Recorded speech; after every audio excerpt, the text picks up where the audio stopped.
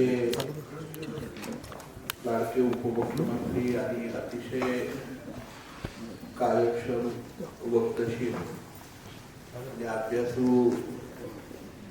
नेतृत्व ज्याच्यापासून 2 दिवसापूर्वी आपण सर्वजण मुक्तो. खरं म्हणजे मला वाटतंय आपल्या बारामती लोकसभा मतदारसंघातीलच नव्हे तर अख्ख्या पुणे जिल्ह्यामध्ये असा एकही कार्यकर्ता नसेल ज्याची ओळख किंवा ज्याचं संभाषण दादांच्या बरोबर झालं नसेल. कारण कार्यकर्ता कुठल्या पक्षाचा याच्यापेक्षा जास्त त्याचं काम काय आहे ते समजून घेणं. एखादा व्यक्ती, शेतकरी, व्यावसायिक, एखादा तरुण उद्योजक किंवा एखादा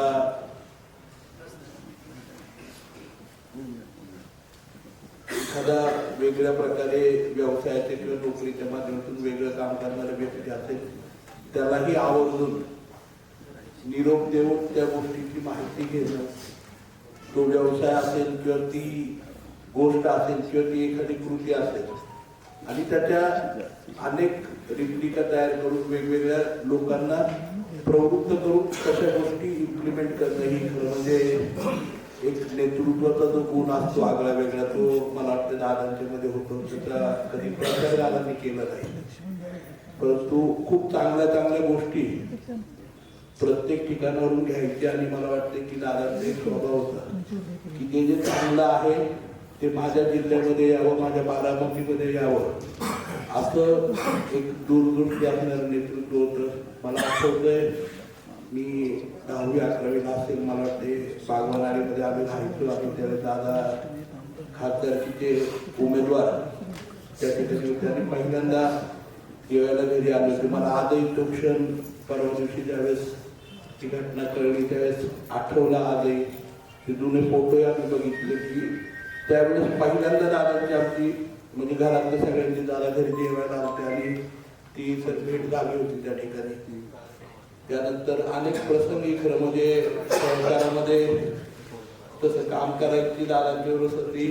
मला वाटतं जिल्हा कृषी उत्पन्न बाजार समितीच्या पहिल्या म्हणजे पहिल्यांदा ज्यावेळेस दादांशी बोललो त्यानंतर झाली. नंतरच्या काळामध्ये माझे वडील कैलासवासी चंद्रकाका जगताप गेल्यानंतर त्या ठिकाणी सर्वच चेअरमन संचालक मंडळाने दादांनी निर्देश दिले आणि मला त्या ठिकाणी माझ्या वडिलांच्या जागेवरती त्या ठिकाणी नियुक्त संचालक म्हणून घेण्याबाबतची दादांनी सांगितलं. आणि त्या काळामध्ये बँकिंग मध्ये दादांच्या बरोबर काम करायची संधी त्या ठिकाणी PDCC बँकेमध्ये मला वाटते मागचे म्हणजे 2 वर्ष त्या ठिकाणी 18, 19, 19, 20 मला त्या ठिकाणी मिळाली. त्या काळामध्ये मी असेल, दुर्गाडे सर असेल, वेगवेगळ्या जबाबदाऱ्या जसे घ्यायचो त्याप्रमाणे वेगवेगळ्या जबाबदाऱ्या बँकेमध्ये वेगवेगळ्या जबाबदाऱ्या देत असताना दादांनी हे कधी बघितलं नाही की मी कुठल्या पक्षाचा किंवा कुठल्या ह्याचा. तुमची जशी कॅपॅसिटी आहे त्याप्रमाणे काम द्यायची त्यांची पद्धत मी त्या ठिकाणी खूप जवळून बघितली.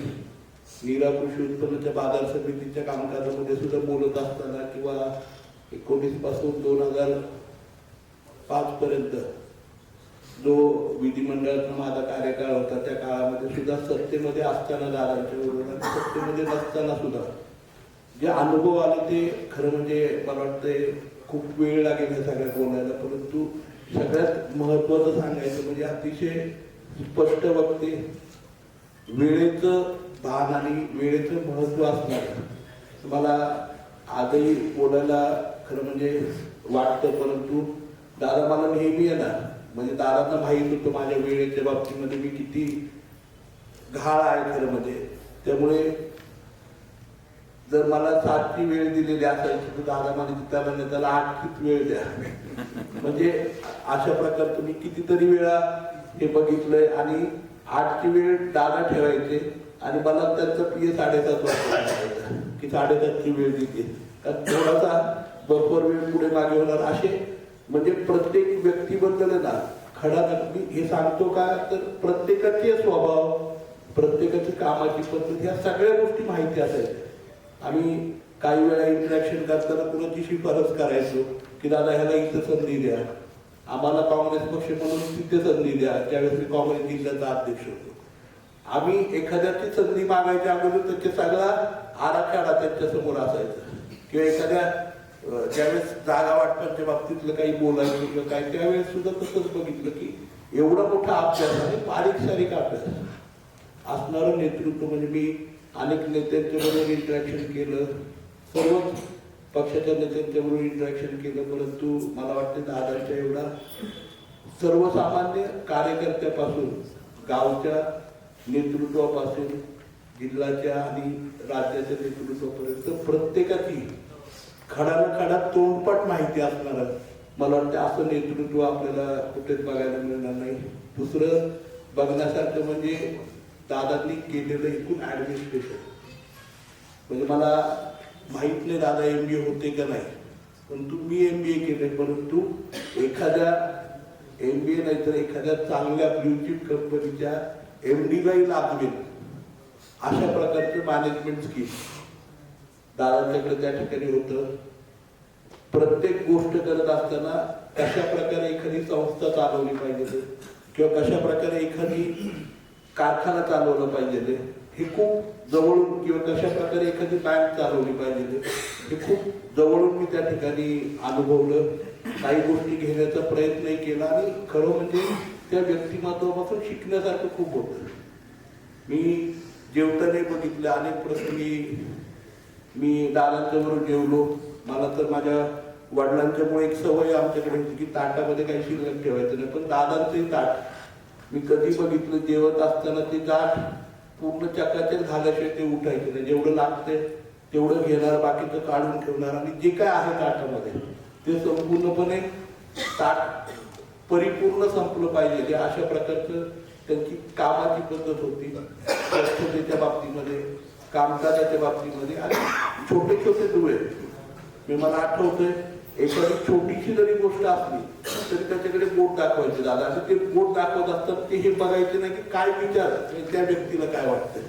एवढं परखड नेतृत्व. मला आठवतंय की विधानसभेची निवडणूक झाल्यानंतर मी दादांच्याकडे एकदा भेट झाली माझी, ती अचानकपणे झाली. मला बोलून घेतलं आणि मला हे नाही म्हटले की माझं सांत्वन नाही केलं, पण म्हटले तुला कसं पाडायचं मला माहिती. हॅलो, हे महत्वाचं काय की ही परखडता दादांच्याकडे होती. चुकांची बरोबर त्या ठिकाणी मीमांसा करायची, त्या ठिकाणी प्रत्येक व्यक्तिमत्वाच्या काही काही चांगल्या गोष्टी आहेत, काही वाईट गोष्टी आहेत, त्यांचा समन्वय करायचा आणि त्याचा अभ्यास करायचा. खरं म्हणजे ह्या नेतृत्वातून शिकण्यासारखं खूप होतं. आज आम्ही अनेक प्रसंगी, आज आपण सोमेश्वर कारखाना असेल, उत्पन्न बाजार समिती असेल, PDCC बँकेमध्ये दादांच्या बरोबर काम करत होतो. खरं म्हणजे खूप साऱ्या गोष्टी शिकायला मिळत होत्या. मी जसं म्हटलं की शेवटी एखादी संस्था, एखादी सहकारी संस्था चालवत असताना, शिक्षण संस्था चालवत असताना कशा प्रकारे त्याचा कार्यारंभ केला पाहिजे, कशा प्रकारे मॅनेजमेंट केली पाहिजे, कशा प्रकारे कामकाज चालवलं पाहिजे, हे जे शिकण्यासारख्या गोष्टी होत्या. राजकारणामध्ये सुद्धा कार्यकर्त्यांशी असणारा त्यांचा संपर्क, असणारा सडेतोडपणा, पण तेवढ्याच प्रेमाने ते जरी बोलले सडेतोडपणे तरी ते बोलणारे. म्हणजे जसे मला बोलले होते ते तसे म्हटले ये रे बाबा माझ्याकडे, तुला किती वर्ष झालं मी सांगतोय तू माझ्याकडे. ही आत्मीयता सुद्धा दादांच्याकडे होती. त्यामुळे ते काय बोलले याच्यापेक्षा जास्त त्यांनी त्या बोलण्यानंतर त्यांनी आपल्याला उद्देशून केलेला एखादा संदेश असा असला तो ते सगळं पुसून टाकायचा. म्हणजे तो मृदू स्वभाव सुद्धा दादांचा होता. असून सांगण्यासारख्या खरं म्हणजे खूप गोष्टी आहेत. आज दादा आपल्यामध्ये नाहीये, मी ऐकलं नाही, पण सागर सर जसं म्हटले तसं खरं म्हणजे व्यक्ती गेल्यानंतर त्यांच्या जाण्यामुळे किती मोठं नुकसान आपलं सगळ्यांचं होतं याची जाणीव आपल्या सगळ्यांना होते. खरं म्हणजे आज आम्हाला बँकिंग मध्ये असेल, कारखान्यामध्ये असेल किंवा सहकारामध्ये असेल त्याची जाणीव वेळोवेळी होणार आहे. तुम्हाला आम्हाला सगळ्यांनाच होणार आहे. कारण की शेवटी त्या व्यक्तिमत्वामुळे तो जो एवढा मोठा कामाचा डोंगर उभारला गेला. काल परवा 2 दिवस बारामतीला होतो आणि गल्ली मुळांमधनं जावं लागलं, कारण प्रचंड गर्दी होती, रस्ते बंद होते. त्यामुळे जात असताना तो विकास आपण बघितला, कामाचं इनोव्हेशन बघितलं की काही रस्त्यांवर गेल्यानंतर तिथं लावलेली झाडं, तिथं असलेली इनोव्हेटिव्ह डिझाईन, तिथं बसण्याचे बेंचेस, हे सगळ्या जर गोष्टी बघितल्या तर आपल्याला वाटत नाही त्या रस्त्यांवर फिरल्यावरती की आपण बारामतीमध्ये फिरतो, आतल्या रस्त्यांवरती सुद्धा. तर ही जी कामाची जी पद्धत होती त्यांची ती खरोखर वाखाणण्यात उभी होती. आणि मला वाटतंय असं नेतृत्व खरं म्हणजे दुसरं होतं नाही.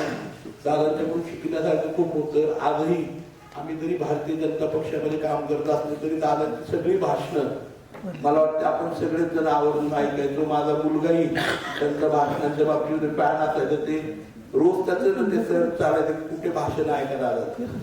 तर त्याच्यातले जे मार्मिक गोष्टी असायच्या त्या सगळ्यांच्या मनाला त्या ठिकाणी आज लागून जात आहे. दादांचं जाणं खरोखर आपल्या सगळ्यांच्यासाठी खूप दुर्दैवी आहे. विशेषतः मला वाटतं आपल्या पुणे जिल्ह्यासाठी खूप मोठी हानी दादांच्या जाण्यामुळे झालेली आहे. आणि आमच्यासारख्या कार्यकर्त्यांनाही अनेक गोष्टी दादा शिकून गेले, अनेक गोष्टी शिकण्याच्या राहून गेल्या खरं म्हणजे. परंतु निश्चितपणे त्यांच्या पावलावरती पाऊल ठेवून त्यांचा वक्तशीरपणा, त्यांची कामाची खूप पद्धत, डेडिकेशन आणि जे काम एखादं काम घेतल्यानंतर हातामध्ये पूर्ण करायची त्यांची ती हातोटी, ह्या सगळ्या गोष्टी आत्मसात करण्याचा प्रयत्न आम्ही सगळी मंडळी करू. हीच खरं म्हणजे दादांना श्वासांजली असणार आहे. मी माझ्या जगताप परिवाराच्या वतीने, कैलासवासी चंद्रकाका जगतापांनी स्थापन केलेल्या सर्व सहकारी संस्थांच्या वतीने, त्याचप्रमाणे माझ्या आज आई येऊ नाही शकल्या, कासवडच्या नगराध्यक्ष आदरणीय आनंदी काकींच्या वतीने, सर्व नगरसेवक सर्वांच्या वतीने, त्याचप्रमाणे पुरंदर विधानसभेच्या भारतीय जनता पक्षाच्या सर्व परिवाराच्या वतीने मी दादांना आदरपूर्ण भावपूर्ण श्रद्धांजली अर्पण करतो आणि त्यांच्या आत्म्याची शांती लाभो परमेश्वराची प्रार्थना करतो.